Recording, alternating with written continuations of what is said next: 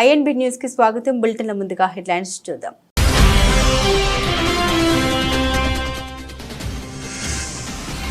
కొత్త ఎంఎస్ఎంఈ పాలసీని ఆవిష్కరించిన సీఎం రేవంత్ రెడ్డి. వ్యాపారాలు పెట్టుబడుల విస్తరణకు వీలుగా కొత్త పారిశ్రామిక విధానం.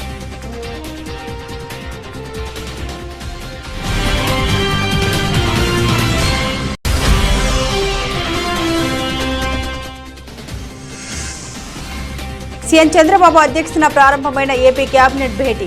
నూతన మద్యం విధానంపై నిర్ణయం తీసుకోనున్న మంత్రివర్గం.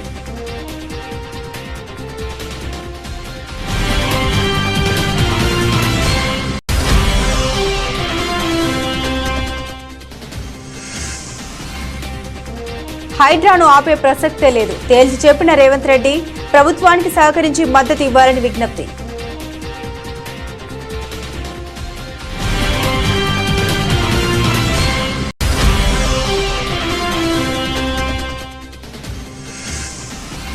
మీ చేతగానితనాన్ని బీఆర్ఎస్ పై రుద్దొద్దు, ఇక నేను అబద్దాలు ఆపడంటూ మాజీ మంత్రి హరీష్ రావు ఆగ్రహం.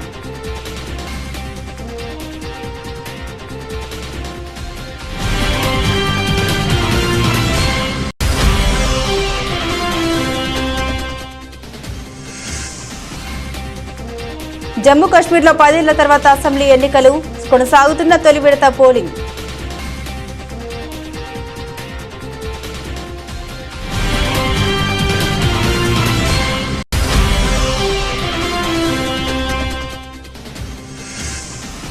నాలుగున్నర ఏళ్లలో 1,29,00,000 చేసిన స్టాక్ ఏకంగా 2,818% గ్రోత్.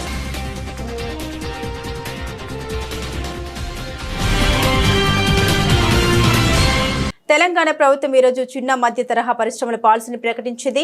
హైదరాబాద్లోని మాదాపూర్ శిల్పకళ వేదికలో ఉప ముఖ్యమంత్రి మల్లు భట్టి విక్రమార్క, మంత్రి శ్రీధర్ బాబుతో కలిసి ముఖ్యమంత్రి రేవంత్ రెడ్డి పాలసీని ఆవిష్కరించారు. తెలంగాణలో వ్యాపారాలు పెట్టుబడుల విస్తరణకు వీలుగా పరిశ్రమ అవసరాలు ప్రయోజనాలకు అనుగుణంగా కొత్త పారిశ్రామిక విధానాన్ని రూపొందిస్తున్నారు. ఈ మేరకు సీఎం గతంలోనే వెల్లడించారు. అమెరికాలో ఉన్నన్ని వ్యాపార అవకాశాలు తెలంగాణలోనూ ఉన్నాయని, చైనాకు ప్రత్యామ్నాయంగా ఎదగాలని సంకల్పంలో కొత్త పారిశ్రామిక విధానాన్ని తీసుకొస్తున్నట్లు గతంలో సీఎం రేవంత్ రెడ్డి ప్రకటించారు. రాష్ట్రంలో పారిశ్రామిక అభివృద్ధి కోసం ఎంఎస్ఎంఈ పాలసీ, ఎగుమతి విధానం, కొత్త life sciences policy, revised EV policy, medical tourism policy, green energy policy అనే 6 కొత్త వాటిని ఖరారు చేయాలని సీఎం ఇదివరకు అధికారులకు ఆదేశాలు జారీ చేశారు. ఈ నేపథ్యంలోనే ఈరోజు కొత్త ఎంఎస్ఎంఈ పాలసీని విడుదల చేశారు రేవంత్. ఇక వివరాలకు వెళ్తే హైడ్రాపై ల్యాండ్ మాఫియా దుష్ప్రచారం చేస్తోందని, అక్రమ భవనాల్ని కూలగొడుతుంటే పేదలను బూచిగా చూపిస్తున్నారని తెలంగాణ ముఖ్యమంత్రి రేవంత్ రెడ్డి ఆగ్రహం వ్యక్తం చేశారు. ఇలాంటి చీప్ ట్రిక్స్ పనిచేయవని, హైడ్రా తన పని తాను చేసుకుంటూ పోతుందని స్పష్టం చేశారు. నగరాన్ని రక్షించే విషయంలో వెనకడుగు వేసేది లేదని తేల్చి చెప్పారు. హైడ్రా వెనుక ఎలాంటి రాజకీయ వ్యక్తిగత ప్రయోజనాలు లేవని పేర్కొన్నారు. భవిష్యత్ తరాల కోసం నగరాన్ని సంరక్షిస్తామని, నగరానికి ఉన్న లేక్ సిటీ అన్న పేరును పునరుద్ధరిస్తామని స్పష్టం చేశారు. గత ప్రభుత్వ 10 ఏళ్ల దుష్పరిపాలన కారణంగా నగరం వరద నగరంగా మారిందని ఆవేదన వ్యక్తం చేశారు. ఈ సందర్భంగా కేరళ వరదల్ని గుర్తు చేసిన సీఎం హైదరాబాద్ లో అలాంటి పరిస్థితి ఎవరూ కోరుకోవడం లేదని పేర్కొన్నారు. తెలంగాణను ఫ్యూచర్ సిటీగా అభివర్ణిస్తున్నాం కాబట్టి నగరం క్లీన్ సిటీగా ప్రచారం చేయాల్సిన అవసరం కూడా ఉందని రేవంత్ రెడ్డి తెలిపారు.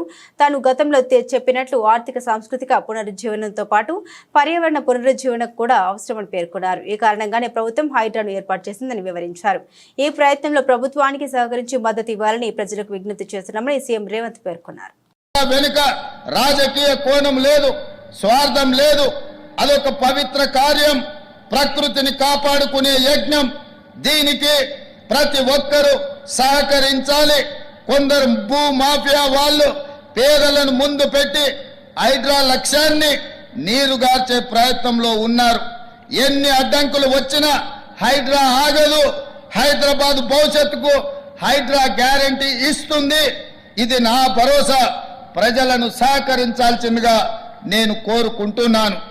ముఖ్యమంత్రి చంద్రబాబు నాయుడు అధ్యక్షతన రాష్ట్ర సచివాలయంలో ఏపీ కేబినెట్ భేటీ ప్రారంభమైంది. నూతన మద్యం విధానంపై నేటి కేబినెట్ భేటీలో నిర్ణయం తీసుకున్నారు. గత ప్రభుత్వ హయాంలో మైనింగ్ వ్యవహారాలు తీవ్ర వివాదాస్పదం కాగా కొత్త మైనింగ్ విధానంపై ఇవాల్టి మంత్రివర్గ సమావేశంలో చర్చించే అవకాశం ఉంది. ఇందులోనే ఇసుక విధానం కూడా ఉంటుందని భావిస్తున్నారు. ముఖ్యంగా పెండింగ్ లో ఉన్న వాలంటీర్ వ్యవస్థ అంశంపై కీలక నిర్ణయం తీసుకున్నారు. వాలంటీర్లను తప్పకుండా కొనసాగిస్తామని ఎన్నికల ప్రచారం సమయంలో చంద్రబాబు హామీ ఇచ్చారు. ఇక 18 నుండి 59 ఏళ్ల వయసున్న మహిళలకు మహిళలకు నెలకు 1,500 రూపాయలు ఇస్తామన్న ఎన్నికల హామీ, పలు ఉద్యోగ నియామకాలకు నేటి కేబినెట్ భేటీలో పచ్చ జెండా ఊపే అవకాశాలు ఉన్నాయి.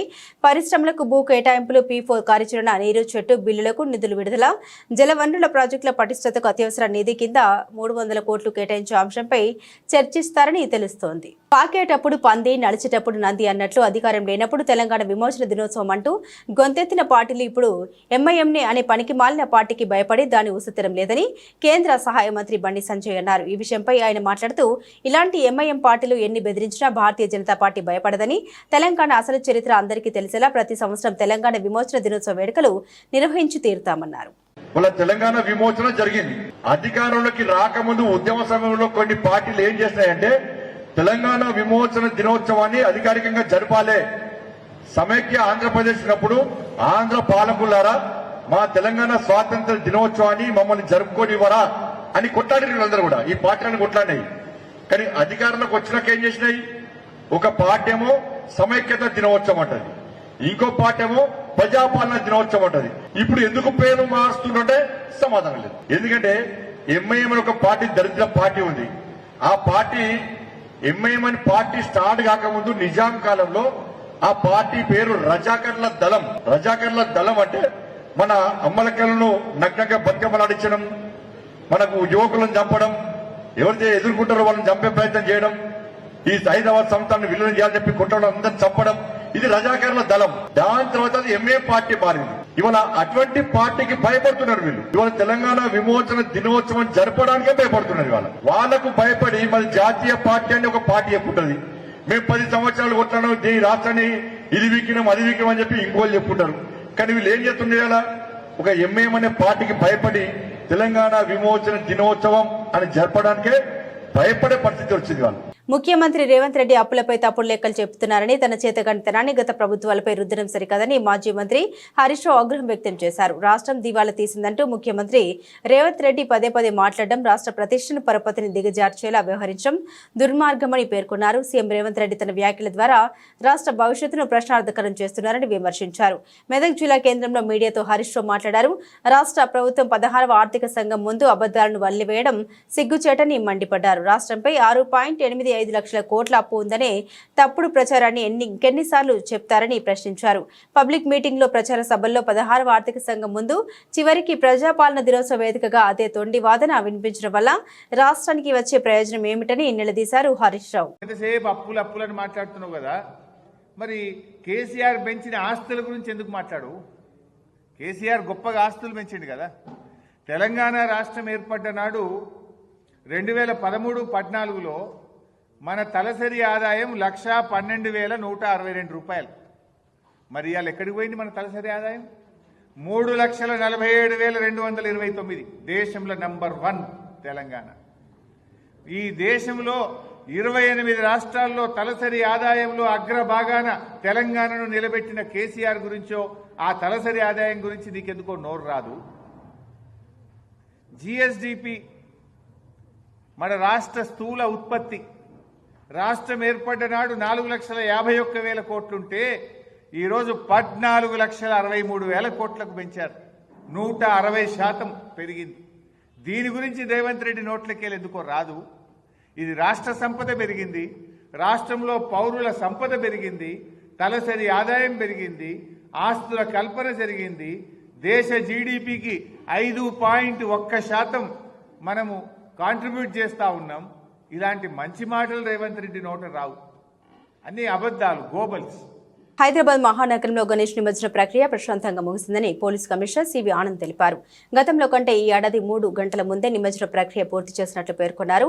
నిమజ్జనానికి సహకరించిన ఖైరతాబాద్ గణేష్ ఉత్సవ సమితితో పాటుగా ప్రతి ఒక్కరికి ధన్యవాదాలు తెలిపారు. ట్రాఫిక్ దృష్ట్యా బుధవారం ఉదయం 10:30 అన్ని జంక్షన్లు, ఫ్లైఓవర్లను తెరిచామని తెలిపారు. అయితే గణేష్ నిమజ్జన ప్రక్రియ బుధవారం ఉదయం 7 గంటల వరకు ముగిసేలా ప్లాన్ చేస్తామని సిపి తెలిపారు. కానీ కొన్ని మండపాల నిర్వాహకులు సహకరించకపోవడం వల్ల ఆలస్యం జరిగిందన్నారు. వచ్చే ఏడాది ముందే మండపాల నిర్వాహకులు నిర్వాహకులతో సమావేశమై సమయానికి నిమజ్జనం పూర్తయ్యేలా చర్యలు తీసుకుంటామన్నారు. ఈసారి చాలా వాహనాలు ఫెయిల్ కావడం, భారీ గణనాథులకు విద్యుత్ తీగలు అడ్డు తగలడం వంటి కారణాలతో కూడా నిమజ్జనం ప్రక్రియ ఆలస్యమైందన్నారు. గత 10 రోజుల నుండి హుస్సేన్ సాగర్లో 1,00,000కు పైగా గణనాథుల్ని నిమజ్జనం చేసినట్లు పేర్కొన్నారు. నిన్న ఒక్కరోజే సుమారు 20,000 దాకా నిమజ్జనం చేసినట్లు తెలిపారు. ఇక నిమజ్జన ప్రక్రియ బందోబస్తుకు 25,000 మంది విధుల్లో ఉన్నారని తెలిపారు. ఇందులో సిటీ నుండే 15,000 మంది పోలీసులు ఉన్నారని సివి ఆనంద్ పేర్కొన్నారు. నిమజ్జన కార్యక్రమం ఇప్పుడు కూడా పూర్తి కాలేదు, ఇంకా కొద్దిగా మిగిలి ఉంది. కానీ పోలీస్ బందోబస్తు పరంగా ఎప్పుడైతే మేము ట్రాఫిక్ రిలీజ్ చేస్తామో అప్పుడు బందోబస్తు ప్రజల కోసం పూర్తయిందని మేము భావిస్తాము. ఆ విధంగా చూస్తే ఈరోజు 10:30కు అన్ని జంక్షన్స్ కూడా మేము ఫ్రీ చేయగలిగాము. గత సంవత్సరంతో పోల్చుకుంటే దాదాపు 3 గంటల పొదుపు మేము చేయగలిగాము.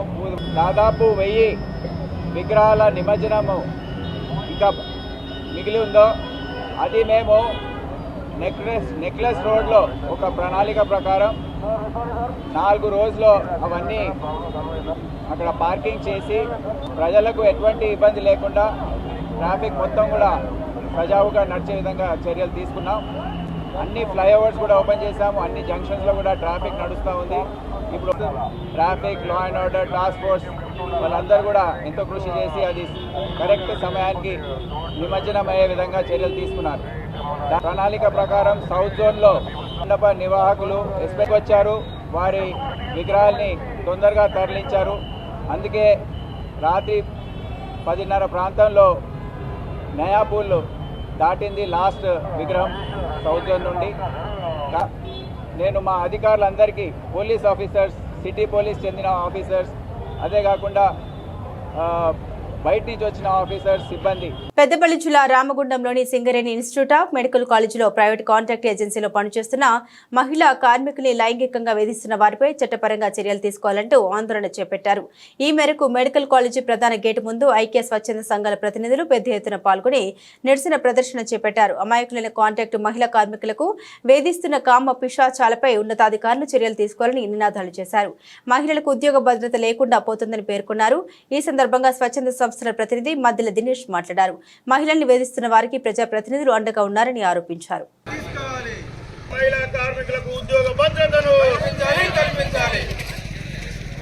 గోదావరికని ప్రాంతంలోని సిమ్స్ సింగరేణి మెడికల్ కళాశాల ఎన్నో ఉద్యమాలు చేసుకొని మరి కళాశాల ఏర్పాటు చేసుకుంటే ఇక్కడ కాంట్రాక్ట్ ఏజెన్సీ ఇతర ప్రాంతాలకు ఇచ్చి అందులో పనిచేస్తున్నటువంటి పారిశుద్ధ విభాగం కానివ్వండి, సెక్యూరిటీ విభాగం కానివ్వండి, పనిచేస్తున్నటువంటి గౌరవ మహిళలను సభ్య సమాజం తలదించుకునే విధంగా లైంగిక వేధింపులు ఇష్టానురీతిలో కొంతమంది కామపిశాచులు జరుపుతూ ఉంటే కొంతమంది వారికి అండగా నిలవడం నిజంగా సిగ్గుచేటు. ఒకరేమో మంత్రి శ్రీధర్ బాబు గారి అనుచరులని చెప్పుకుంటారు, మరొకరేమో స్థానిక శాసనసభ్యులు మక్కాన్ సింగ్ గారి అనుచరులని చెప్పుకొని మెడికల్ కళాశాలలో భయభ్రాంతులకు గురి చేస్తూ మహిళలను లైంగిక వేధింపులకు పాల్పడి చేస్తున్నా కానీ సంబంధించినటువంటి కాంట్రాక్టరు ఏమాత్రం కూడా పట్టించుకోకుండా, అదేవిధంగా మెడికల్ కళాశాల ప్రిన్సిపల్ గారు కూడా మరి వారిని ప్రోత్సహిస్తున్నారా లేదా ప్రేక్షక పాత్ర వహిస్తున్నారా అని మేము ప్రశ్నిస్తూ ఉన్నాం. ఇప్పటికైనా గౌరవ శాసనసభ్యులు మక్కాన్ సింగ్ రాజ్ ఠాకూర్ గారు, జిల్లా కలెక్టర్ గారు, అదేవిధంగా డిఎంఈ గారు వెంటనే చర్యలు తీసుకొని స్థానిక కాంట్రాక్టర్ పై. ప్రకాశం జిల్లా మార్కాపురం పట్టణంలోని ఆర్టీసీ బస్టాండ్ నందు ప్రభుత్వం నూతనంగా మంజూరు చేసిన 4 బస్సుల ప్రారంభోత్సవ కార్యక్రమం డిపో మేనేజర్ నరసింహులు ఆధ్వర్యంలో నిర్వహించారు. ఈ కార్యక్రమానికి ముఖ్య అతిథులుగా శాసనసభ్యులు కందుల నారాయణ రెడ్డి, టీడీపీ నియోజకవర్గ పోల్ మేనేజ్మెంట్ క్లస్టర్ ఇన్ఛార్జ్ కందుల రామిరెడ్డి పాల్గొన్నారు. అనంతరం ఎమ్మెల్యే రిబ్బన్ కత్తిరించి నూతన బస్సుల్ని ప్రారంభించారు. పట్టణంలో స్వయంగా ఆర్టీసీ బస్సును నడిపి ఆర్టీసీ డ్రైవర్లను ఎమ్మెల్యే ఉత్సాహపరిచారు. ఆర్టీసీ బస్టాండ్ నుండి ఆర్టీసీ గ్యారేజ్ వరకు బస్సు నడిపి డ్రైవర్లు అందరూ కలిసికట్టుగా కృషి చేసి ఆర్టీసీని లాభాల్లో నడిపించే విధంగా రవాణా సేవల్ని ప్రజలకు అందుబాటులో ఉంచే విధంగా కృషి చేయాలని పిలుపునిచ్చారు. ఈ సందర్భంగా నారాయణ రెడ్డి మాట్లాడారు. మార్కాపురం డివిజన్ కేంద్రమైన ఆర్టీసీ బస్టాండ్లో ప్రయాణికులకు ఇబ్బందులు లేకుండా ప్రభుత్వం నూతన బస్సుల్ని మంజూరు చేసినట్టు తెలిపారు. మార్కాపురం ఆర్టీసీ డిపో నందు 4 కొత్త బస్సులు ప్రారంభించడం జరిగింది. ఈరోజు 1986లో ఏర్పడినటువంటి మార్కాపురం ఆర్టీసీ డిపో ఈరోజు దినదినాభివృద్ధి చెందుతూ సుమారు 103 బస్సుల సముదాయంతో ఈ పశ్చిమ ప్రాంతంలో పెద్ద డివిజన్గా ఏర్పడమైంది. ఈ పశ్చిమ ప్రాంతంలో ప్రజలందరూ కూడా ప్రభుత్వ సేవల్ని సక్రమంగా వినియోగించుకొని ప్రజలందరికీ మంచి జరిగేలా చూసుకునే బాధ్యత ప్రజలందరూ బాగా చేపట్టాలని మనస్ఫూర్తిగా కోరుతా ఉన్నాం. ఈ వెనుకబడ్డ ప్రాంతాన్ని ఎట్టి పరిస్థితుల్లో అభివృద్ధి పదంలో తీసుకుపోవాలని మార్కాపురం జిల్లా వెలుగొండ ప్రాజెక్టును కూడా త్వరితగతిలోనే ప్రారంభించే విధంగా ప్రకటించే విధంగా చర్యలు చేపడతానని ఈ మార్కాపురం ప్రజలకు మాటిస్తూ ఉన్నాం.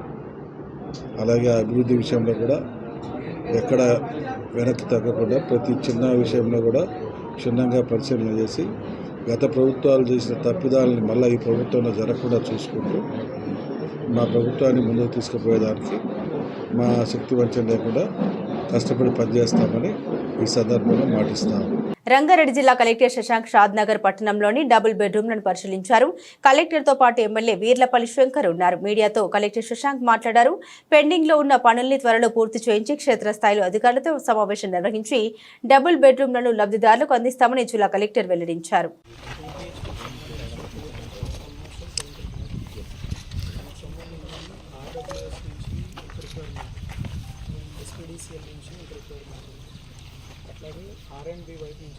జిల్లాలోని షాద్నగర్ నియోజకవర్గంలో గౌరవ ఎమ్మెల్యే శంకరయ్య గారి ఆధ్వర్యంలో మనకు ఏదైతే డబుల్ బెడ్రూమ్ ఇళ్ళు పూర్తి చేసుకోవాల్సిన అవసరం ఉందో వాటిని క్షేత్రస్థాయిలో అధికారులతోటి అట్లాగే ఇక్కడ ఉన్న ఇతర అంశాలను పరిశీలించడానికి వారి ఆధ్వర్యంలో క్షేత్రస్థాయి పర్యటన చేయడం జరిగింది. ఇక్కడ ఉన్న ఈ డబుల్ బెడ్రూమ్ ఇళ్ళని ఎంత పూర్తిగా మనము అందుబాటులోకి తీసుకురావాలన్న ఉద్దేశంతో ఈ విజిట్ చేయడం జరుగుతూ ఉంది. దీనికి సంబంధించిన వివరాలన్నీ కూడా అధికారులతోటి చర్చించి సమీక్షించుకొని మళ్ళీ అతి త్వరలో వీటిని లబ్ధిదారులకు అందుబాటులోకి తీసుకురావాలన్నది దీంట్లో ఉన్న ప్రధానమైన ఉద్దేశం. దానికి సంబంధించిన అవసరాలు ఏమేమి ఉన్నాయి, ఇంకేమేమి పూర్తి చేయాలన్నది మేము అధికారులతో కూడా చర్చించడం జరుగుతూ ఉంది.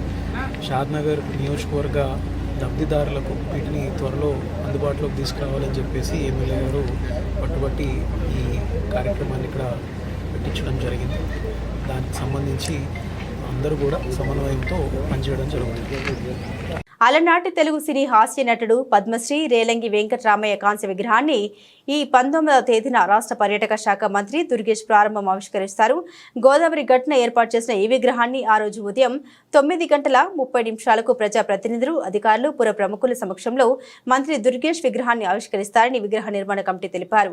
ఆనం రోటరీ హాల్లో మంగళవారం జరిగిన మీడియా సమావేశంలో కమిటీ నాయకులు రెడ్డి రాజు మాట్లాడుతూ తొలితరం తెలుగు సినీ పరిశ్రమలో ఎన్టీఆర్, ఏఎన్ఆర్ లాంటి అగ్ర నటులతో సమానంగా హాస్య నటుడు రేలంగి కూడా సినిమా రంగంలో అన్నగా గుర్తింపు లభించిందన్నారు. తన హాస్య నట కౌశల్యంతో తెలుగు ప్రజల గుండెల్లో చిరస్థాయిగా నిలిచారని కొనియాడారు. అటువంటి మహానుభావుని విగ్రహాన్ని దాతల సహకారంతో శ్రీ గౌడ శెట్టి బలిజ, శ్రీశయన యాత ఈడిగా సంక్షేమ సంఘం ఆధ్వర్యంలో గోదావరి ఘటన ఏర్పాటు చేస్తున్నామని తెలిపారు.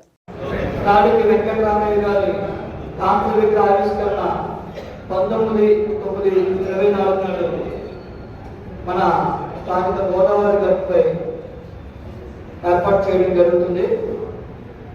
ఇంతకు ముందే మన పెద్దలందరూ మా సంగీతంతో కూడా తెలియజేయడం జరిగిన పెద్దలు. ముఖ్యంగా నేను పునరుద్ధరించిన చెప్పాల్సిన విషయం ఏంటంటే రాజకీయ గారికి రాజకీయంతో ఉన్న అభినవాల సంబంధం గురించి తెలియపరుస్తున్నానండి.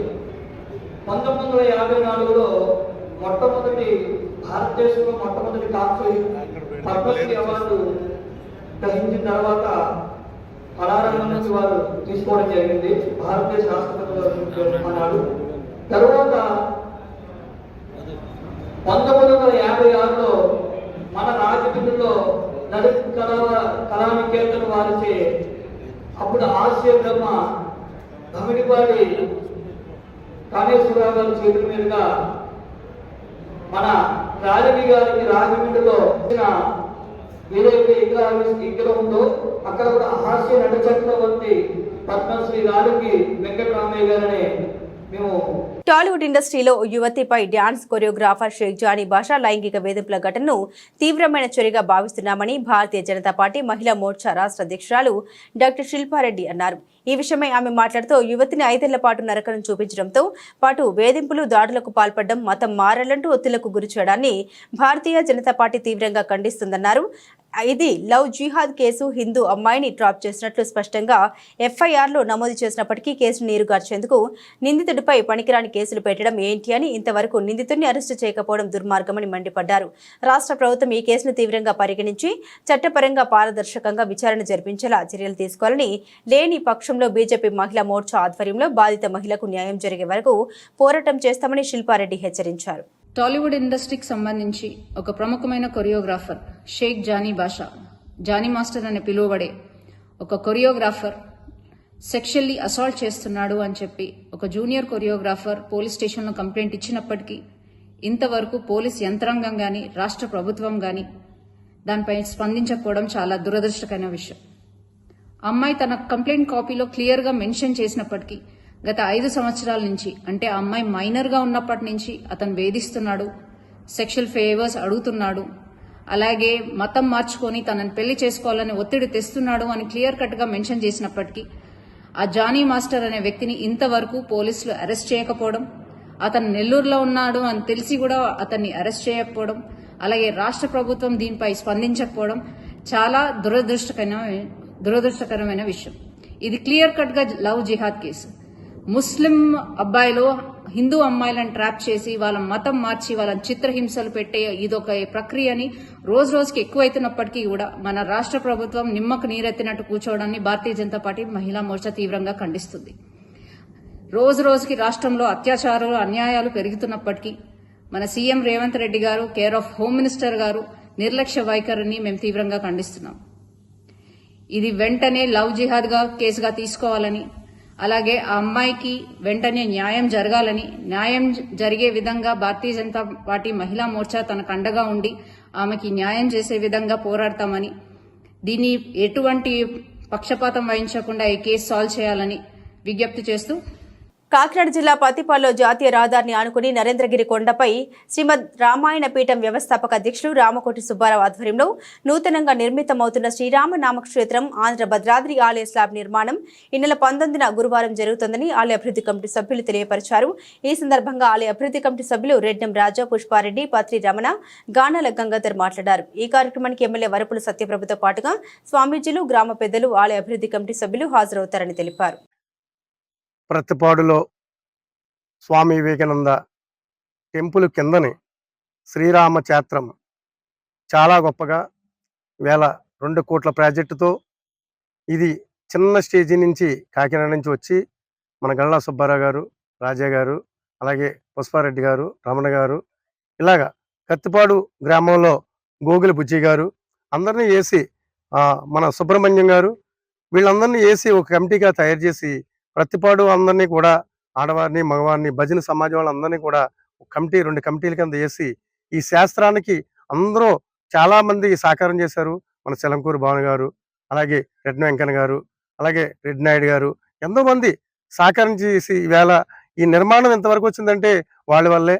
ఇది గ్రామ ప్రజలు పెద్దవాళ్ళందరూ దయవల్లే ఇంతవరకు మనం స్లాబ్ వరకు లాక్కొచ్చామంటే త్వరలో స్లాబ్ అయిపోయిన అనంతరం లక్ష్మీదేవి గుడి, ఇలాగే బాలరాముడి గుడి, ఆంజనేయ స్వామి విగ్రహం, అలాగే రాముల వారి 45 అడుగులు విగ్రహం వేయడం జరుగుతుంది.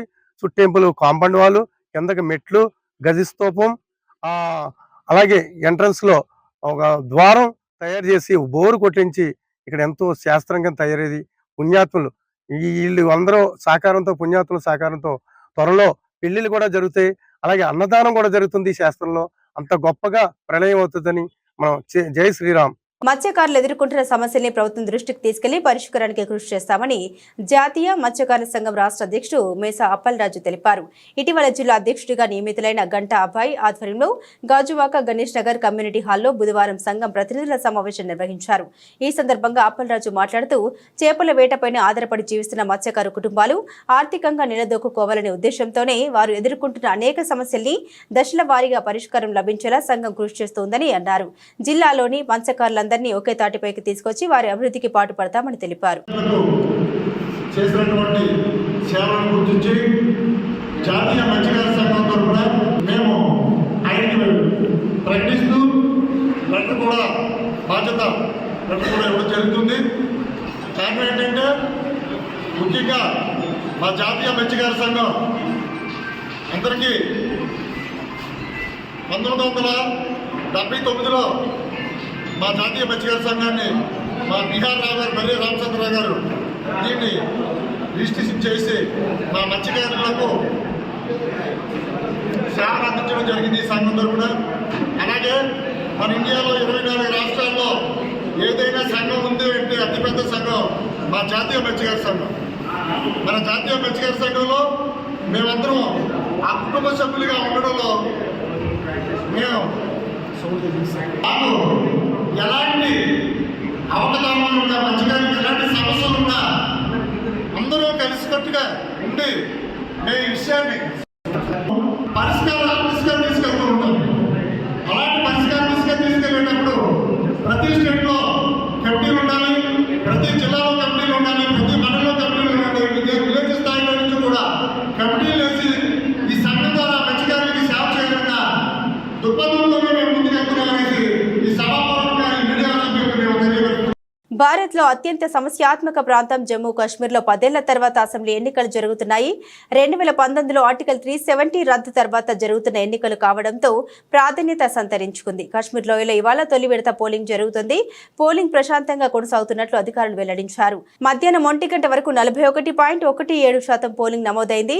జమ్మూ కాశ్మీర్ అసెంబ్లీలో మొత్తం 90 స్థానాలు ఉండగా తొలి విడతలో 24 స్థానాలకు పోలింగ్ నిర్వహిస్తున్నారు. 24 స్థానాల్లో 219 మంది అభ్యర్థులు బరిలో ఉన్నారు. సాయంత్రం 6 గంటలకు పోలింగ్ జరగనుంది. ఉగ్రవాద దాడుల నేపథ్యంలో జమ్మూ కాశ్మీర్ వ్యాప్తంగా కట్టుదిట్టమైన భద్రత ఏర్పాట్లు చేశారు. తనిఖీలు ముమ్మరం చేశారు. ప్రస్తుతం స్టాక్ మార్కెట్లు చాలా కంపెనీలు తమ ఇన్వెస్టర్లకు మంచి రాబడిని అందిస్తున్నాయి. ఈ క్రమంలో ప్రముఖ పారిశ్రామికవేత్త అనిల్ అంబానీకి చెందిన కంపెనీ రిలయన్స్ పవర్ కూడా దీర్ఘకాలిక పెట్టుబడిదారులకు మంచి లాభాల్ని అందించింది. అంతేకాదు దీనిలో ఇన్వెస్ట్ చేసిన పెట్టుబడిదారులను ధనవంతులను చేసింది. అయితే ఇన్నేళ్లలో ధనవంతులయ్యారనే విషయాల్ని ఇక్కడ తెలుసుకుందాం. గత కొన్ని రోజులుగా రిలయన్స్ పవర్ షేర్లు రాకెట్ల దూసుకుపోతున్నాయి. అనిల్ అంబానీ కంపెనీ పవర్ షేర్లు బుధవారం సెప్టెంబర్ 18వ తేదీన 5% పెరిగి 32.98కి చేరాయి. జూన్ 30, 2024 వరకు మొత్తం ప్రాతిపదికన కంపెనీ నికర విలువ 11,155 కోట్లు అని కంపెనీ తెలిపింది. విదర్భ ఇండస్ట్రీస్ పవర్ లిమిటెడ్ తన అనుబంధ సంస్థ కాదని రిలయన్స్ పవర్ తన ఎక్స్చేంజ్ ఫైలింగ్ లో పేర్కొంది. CFM asset reconstructions private limited తో కంపెనీ అన్ని వివాదాల్ని పరిష్కరించుకున్నట్లు వెల్లడించింది. దీంతో సెప్టెంబర్ 18, 2024 తేదీన ఈ కంపెనీ షేర్లు 32.98కి చేరుకున్నాయి. ఈ క్రమంలోనే గత 4.5 రిలయన్స్ పవర్ షేర్లు 2,818% పెరగడం విశేషం. అనిల్ అంబానీ కంపెనీ షేర్లు మార్చి 27, 2020న 1.13గా ఉండేవి. కానీ ప్రస్తుతం సెప్టెంబర్ 18, 2024 నాటికి ఈ కంపెనీ షేరు ధర 32.98కి చేరుకుంది. అంటే 4.5 28% పైగా పుంజుకుంది. ఈ నేపథ్యంలో ఒక వ్యక్తి మార్చి 27, 2020న రిలయన్స్ పవర్ షేర్లో 1 లక్ష పెట్టుబడి పెట్టి తన పెట్టుబడి మొత్తాన్ని అలాగే ఉంచినట్లయితే షేర్ల ప్రస్తుత ధర 32.98 ప్రకారం 29.18 లక్షలు వచ్చాయని చెప్పవచ్చు. బులెటిన్ ముగించే ముందు హెడ్లైన్స్ మరోసారి.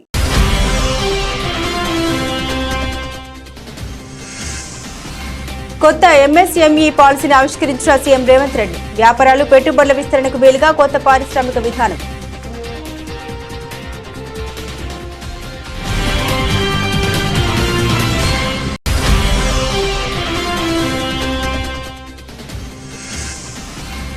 సీఎం చంద్రబాబు అధ్యక్షతన ప్రారంభమైన ఏపీ కేబినెట్ భేటీ.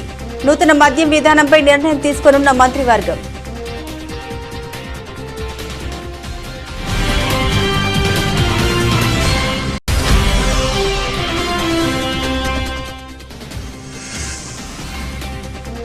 హైడ్రాను ఆపే ప్రసక్తే లేదు. తేల్చి చెప్పిన రేవంత్ రెడ్డి ప్రభుత్వానికి సహకరించి మద్దతు ఇవ్వాలని విజ్ఞప్తి.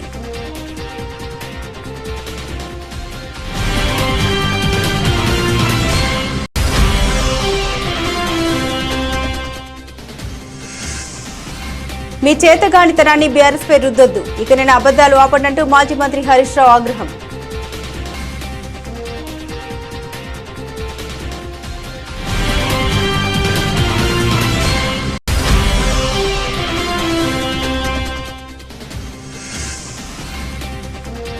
జమ్మూ కాశ్మీర్లో 10 ఏళ్ల తర్వాత అసెంబ్లీ ఎన్నికలు కొనసాగుతున్న తొలి విడత పోలింగ్.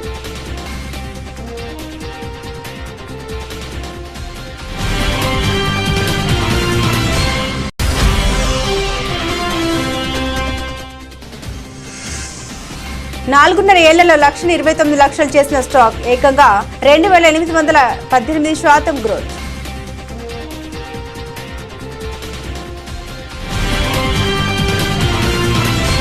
ఇవి బులెటిన్లోని విశేషాలు. తిరిగి మరో బులెటిన్తో మళ్ళీ కలుసుకుందాం. అంతవరకు సెలవు. నమస్కారం.